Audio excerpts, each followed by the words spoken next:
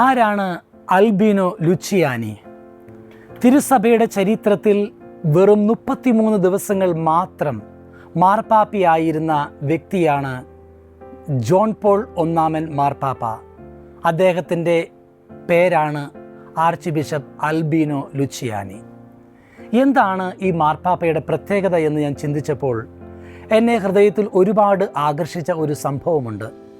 തിരുസഭയിൽ വാഴ്ത്തപ്പെട്ടവരുടെ ഗണത്തിലേക്ക് ഉയർത്തപ്പെട്ട ഒരു മാർപ്പാപ്പയാണ് John Paul ഒന്നാമൻ. എങ്ങനെയാണ് ജോൺ പോൾ ഒന്നാമൻ എന്നൊരു മാർപ്പാപ്പ എന്ന പേര് അദ്ദേഹം സ്വീകരിച്ചത്? അദ്ദേഹം മാർപ്പാപ്പയായി തിരഞ്ഞെടുക്കപ്പെട്ടപ്പോൾ അദ്ദേഹം ചിന്തിച്ചത് തനിക്ക് മുൻപ് തിരുസഭയെ നയിച്ച, തൊട്ടു മുമ്പ് തിരുസഭയെ നയിച്ച 2 മാർപ്പാപ്പമാരെ കുറിച്ചാണ്. അതിൽ ആദ്യത്തേത് ജോൺ 23 മാർപ്പാപ്പ, യോഹന്നാൻ 23. രണ്ടാമത്തേത് പോൾ 6 മാർപ്പാപ്പ. ഈ 2 മാർപ്പാപ്പമാരാണ് 2ാം വത്തിക്കാൻ കൗൺസിലുകൾക്ക് നേതൃത്വം കൊടുത്തതും വിളിച്ചുകൂട്ടിയതുമൊക്കെ.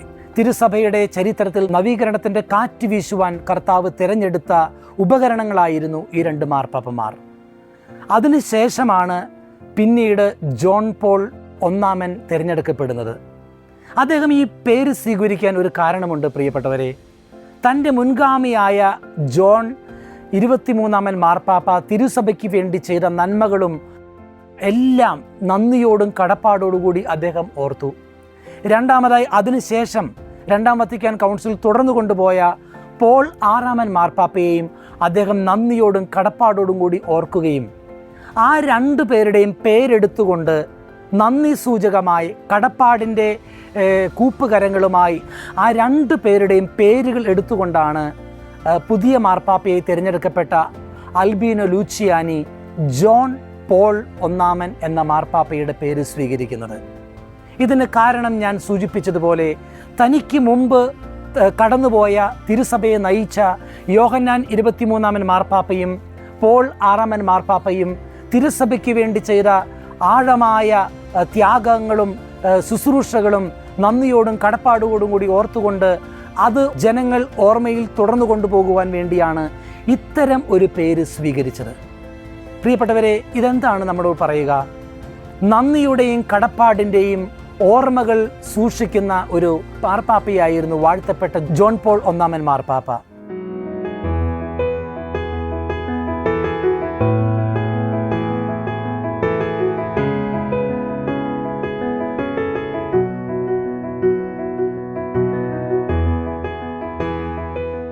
നമ്മളുടെ ജീവിതത്തിൽ ഒരുപാട് വ്യക്തികളോട് കടപ്പാടിൻ്റെ ഋണബാധ്യത കാത്തു സൂക്ഷിക്കേണ്ടവരാണ് നമ്മൾ അനുദിന ജീവിതത്തിൽ.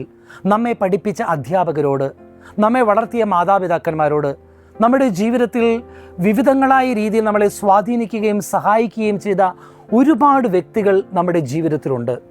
പലപ്പോഴും ഞാൻ ശ്രദ്ധിച്ചിട്ടുള്ളൊരു കാര്യം, ഒരു ഉത്തരവാദിത്വത്തിലേക്ക് ഒരു വ്യക്തി കടന്നു വരുമ്പോൾ അതിന് മുമ്പുണ്ടായിരുന്ന വ്യക്തികൾ ചെയ്ത പല കാര്യങ്ങളും തെറ്റാണെന്ന് സ്ഥാപിക്കുകയും അപ്രതീക്ഷിതമായിട്ടുള്ള അനാവശ്യമായിട്ടുള്ള ഒരുപാട് മാറ്റങ്ങൾ കൊണ്ടുവരികയും തനിക്ക് മുമ്പിരുന്നവർ ഒന്നും തന്നെ ചെയ്തിട്ടില്ല എന്നുള്ള കാഴ്ചപ്പാട് മറ്റുള്ളവർക്ക് പകർന്നു കൊടുക്കുകയും ചെയ്യുന്ന ചില വ്യക്തികൾ ചില അധികാര കേന്ദ്രങ്ങളിൽ കണ്ടുവന്നിട്ടുണ്ട്.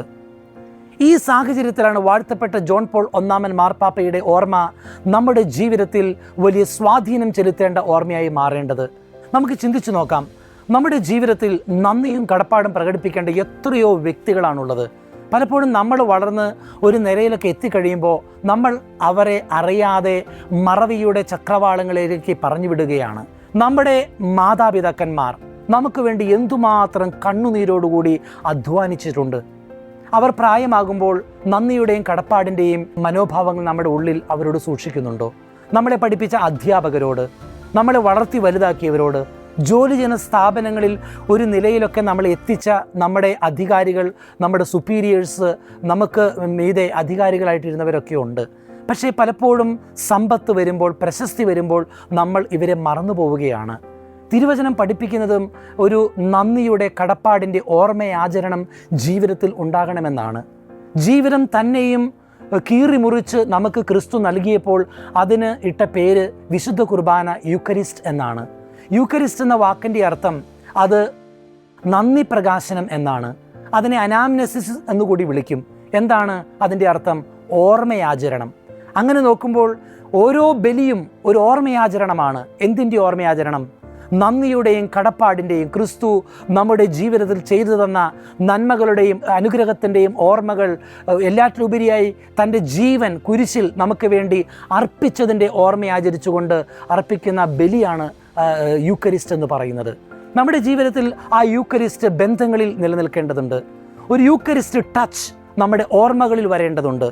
നമ്മളെ വളർത്തി വലുതാക്കിയവരെ, നമ്മളെ ഓരോ നിലയിൽ എത്തിച്ചവരെ കടപ്പാടിൻ്റെ കൂപ്പുകരങ്ങളുമായി ഓരോ ദിവസവും നന്ദിയോടുകൂടി ഓർത്ത് അവരുമായി സംസാരിക്കുവാൻ, അവരെയൊക്കെ ഒന്ന് ഇടയ്ക്കൊന്ന് ഓർത്ത് വിളിക്കുവാൻ, അവരോട് കടപ്പാട് കാണിക്കുവാൻ വാഴ്ത്തപ്പെട്ട ജോൺ പോൾ ഒന്നാമൻ്റെ ജീവിതം നമ്മെ പഠിപ്പിക്കുകയാണ്. സങ്കീർത്തന പുസ്തകങ്ങൾ വായിക്കുമ്പോൾ എപ്പോഴും ദൈവത്തിന് നന്ദി പറയുന്ന സങ്കീർത്തകനെയാണ് നമ്മൾ ബൈബിളിൽ കാണുക. യേശു തന്നെയും എപ്പോഴും പിതാവായി ദൈവത്തിന് നന്ദിയുടെ കടപ്പാടിൻ്റെ ഓർമ്മകളുമായി പിതാവിനെ വാഴ്ത്തുന്ന, നന്ദി പറയുന്ന വചനങ്ങൾ വിശുദ്ധ ഗ്രന്ഥത്തിൽ നമ്മൾ കാണുന്നുണ്ട്. നമുക്ക് നന്ദിയുള്ളവരായിട്ട് മാറാം ജീവിതത്തിൽ, നമുക്ക് കടപ്പാടുള്ളവരായിട്ട് മാറാം ജീവിതത്തിൽ.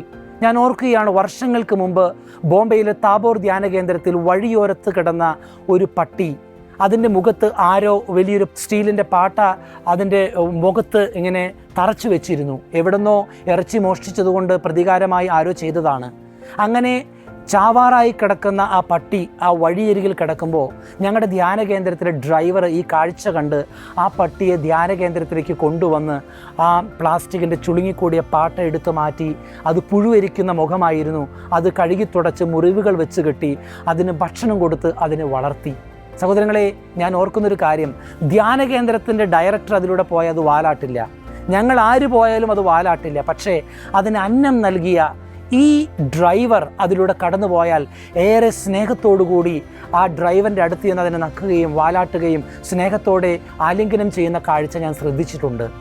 അതൊരു പട്ടിയാണ്, മൃഗമാണെങ്കിൽ കൂടി എത്രയോ നന്ദിയുടെ കടപ്പാടിൻ്റെ ഓർമ്മകളാണ് അത് സൂക്ഷിക്കുക യജമാനനോട്. ഇതിനപ്പുറത്തേക്കുമുള്ള നന്ദിയുടെയും കടപ്പാടിൻ്റെയും ജീവിതം നയിക്കുവാൻ ദൈവം നമ്മിൽ നിന്നും ആഗ്രഹിക്കുന്നുണ്ട്. ഒന്നാമതായി ദൈവത്തോടുള്ള കടപ്പാട്, ദൈവം നമ്മളെ വളർത്തി സംരക്ഷിച്ചതിന്.